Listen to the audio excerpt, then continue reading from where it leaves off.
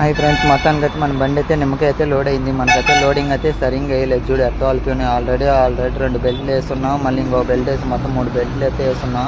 ఇప్పుడు వచ్చి మనం రాంచీ ఘాట్ దగ్గరలో అయితే ఉన్నాం అనమాట. రాంచీ దగ్గరలో మనకైతే అక్కడ పోయే లోపల పడిపోతే భయం వస్తుంది. మనమైతే ఇప్పుడు రాంచీ టోల్గేట్ ఎక్కుతున్నప్పుడు 200 అయితే అడుగుతున్నారు అనమాట. ఎందుకంటే సైడ్ వాళ్ళు ఉన్నాయి కాబట్టి 200 అడిగి అప్పుడు వదులుతున్నారు లోపలికి. ఏంది మరీ దారుణం అయిపోతున్నారు టోల్గేట్లో.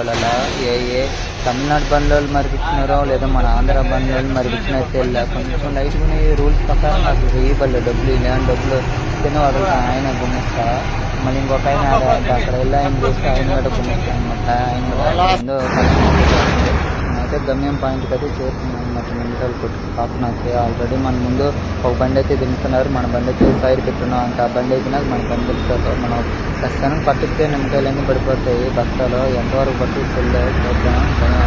ఓకే.